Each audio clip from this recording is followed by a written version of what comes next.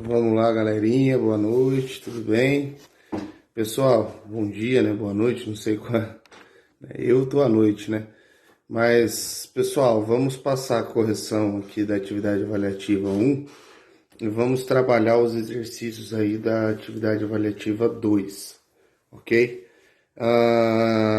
Pessoal, os outros dois vídeos são de explicação de conteúdo, tá? São vídeos já gravados, então esse primeiro vídeo é para solucionar atividade avaliativa 1 e 2, galera do primeiro ano do ensino médio, e daí a gente segue o protocolo normal, beleza?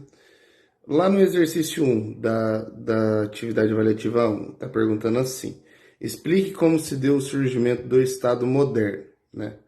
O Estado moderno, então, ele surge a partir da união de diversos feudos existentes no continente europeu.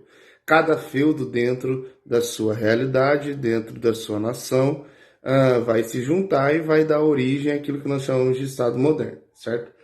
A formação do Estado moderno é dividido, para fins de estudo, por 4 fases, né? O Estado moderno, o Estado liberal, crise do Estado liberal e o Estado democrático. Aí chegando nos nossos dias de hoje, né?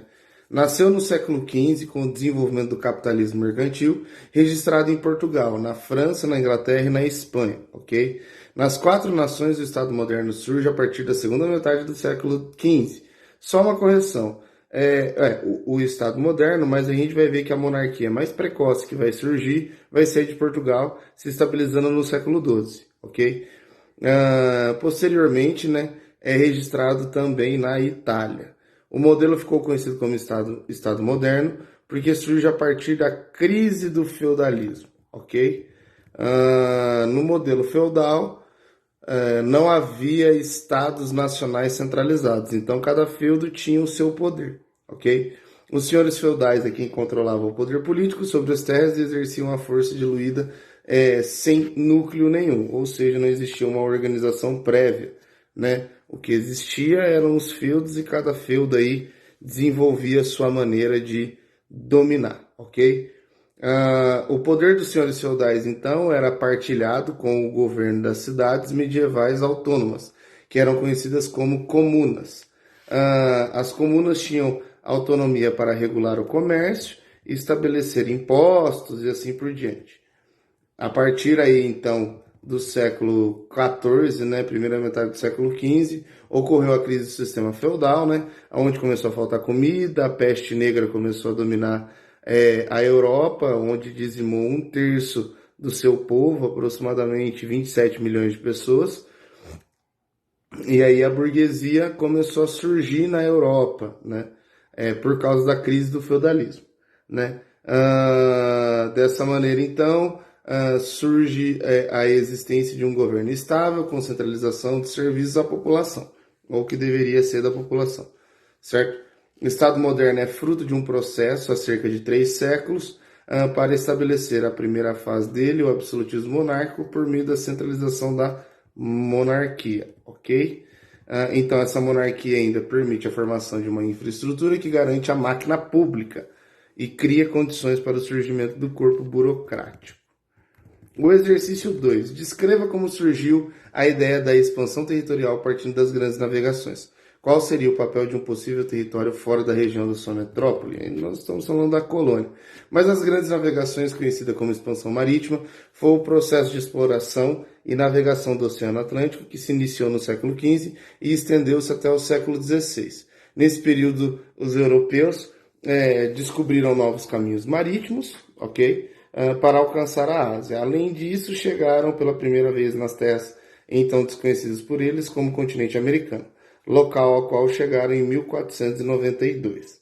As grandes navegações são um processo de exploração do Oceano Atlântico, chegando então na América, né? Por meio das grandes navegações aí, iniciou-se a colonização na América, onde consolidou-se a passagem da Idade Média para a Idade Moderna, ok? Agora vamos fazer uma análise aí da atividade avaliativa 2. É somente uma análise, pessoal. Não vou, de certa maneira, passar respostas aqui, certo?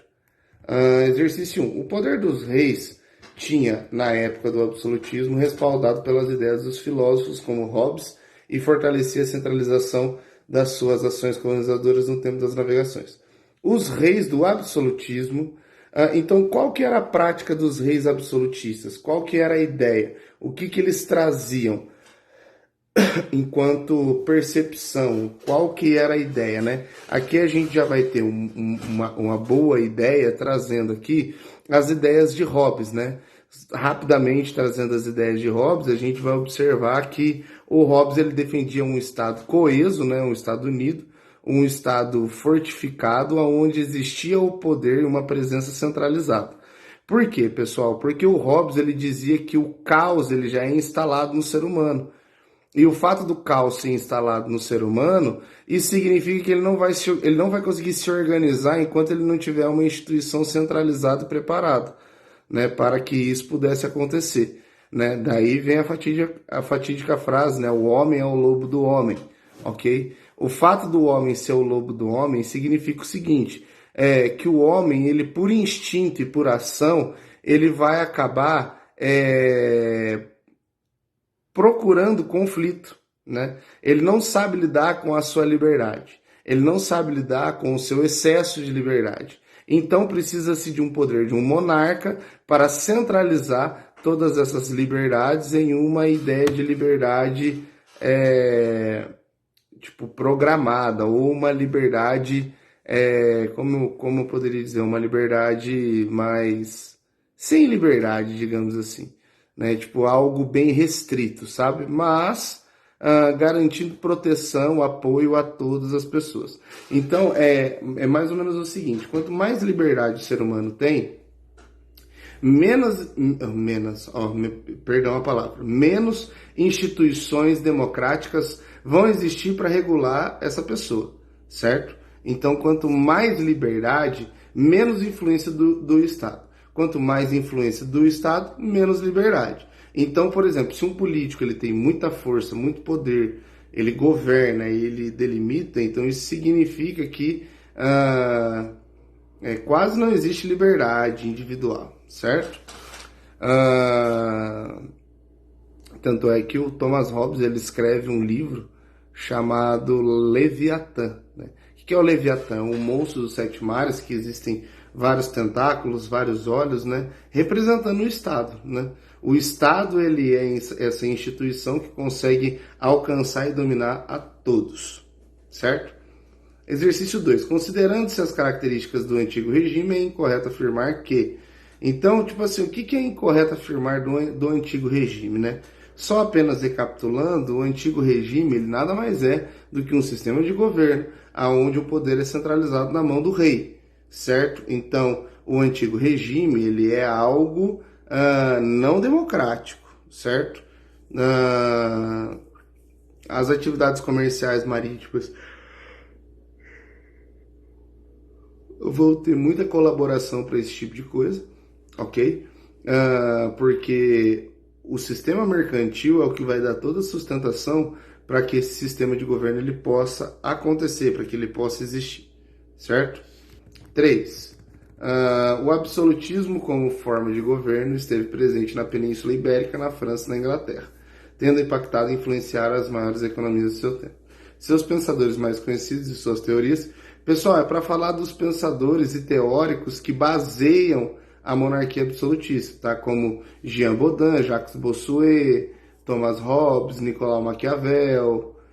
Então, são todos esses, pessoal, homens que defendem a ideia de um poder centralizado, ok? As questões abertas, pessoal, as questões de escrever, explique como se deu o surgimento do Estado moderno e descreva como surgiu a ideia de expansão territorial partindo das grandes navegações. Pessoal, não sei se vocês perceberam, mas a pergunta está exatamente como ela está na atividade avaliativa 1, ok? Então, não existem muitos segredos para poder responder essa pergunta, porque vocês já têm acesso a esse estudo, vocês já têm acesso a esse material, vocês já têm acesso a essa, digamos que, revisão, né? Vocês já têm acesso a essa estrutura de pensamento sem muita dificuldade. Ok, pessoal? Mais dúvidas? Vídeo explicativo aí depois dessa aula.